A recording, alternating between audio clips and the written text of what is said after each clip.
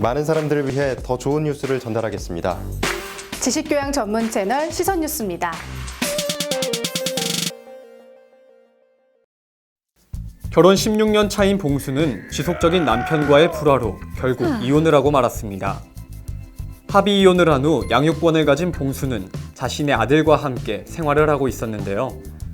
그로부터 2년이 지나고 봉수는 민혁과 좋은 만남을 가지며 재혼을 하게 됐습니다. 재혼을 한 후에 봉수는 새 남편의 성을 따라 아들의 성을 바꾸려고 했는데요. 그러나 전 남편은 그럴 수 없다며 강력히 반대했습니다. 하지만 봉수는 양육권이 본인에게 있기 때문에 남편이 반대해도 아들의 성을 바꿀 수 있다고 주장했는데요. 과연 봉순의 말처럼 아들의 성을 새 남편의 성으로 바꿀 수 있을까요? 2005년 호주제가 폐지되면서 성에 대한 제한이 자유로워졌습니다. 어머니의 성을 따르는 사람도 어머니와 아버지의 성을 함께 쓰는 사람들도 있는데요.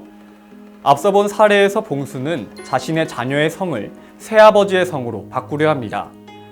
하지만 봉순의 전 남편은 그럴 수 없다며 반대를 하고 있는 상황인데요.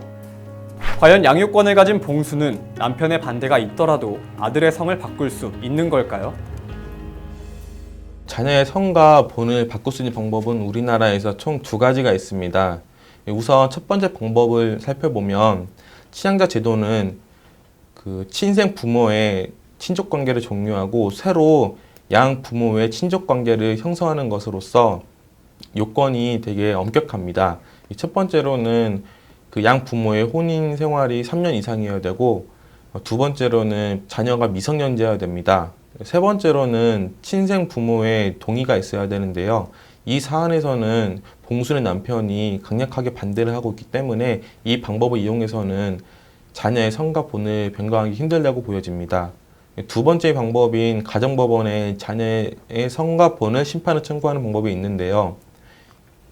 이거는 가정법원이 자녀의 복리를 위해서 필요하다고 인정되는 경우에는 직권으로 자녀의 성과 본을 변경할 수 있습니다. 이 청구의 당사자는 양 부모와 자녀가 있는데요. 가정법원은 양 부모의 의견 그리고 자녀의 의견을 종합적으로 고려하여 자녀의 복리를 위해서 변경하는 게 필요하다고 할 경우에는 직권으로 결정을 합니다. 따라서 이 사안에서 봉순의 남편이 강력하게 반대를 하고 있긴 하지만 자녀의 복리를 위해서 필요하다고 인정되는 사안이 있으면 가정법원은 직권으로 결정할 수 있다고 보여집니다. 결론적으로 성 변경에 대한 친부의 반대가 있다면 성본 변경 신청을 통해 자녀의 성을 변경해야 한다고 합니다. 이때 가장 중요시되는 것이 자녀의 복리인데요. 친부의 반대를 인정하지 않을 만큼 중대한 사유가 필요한 것이죠.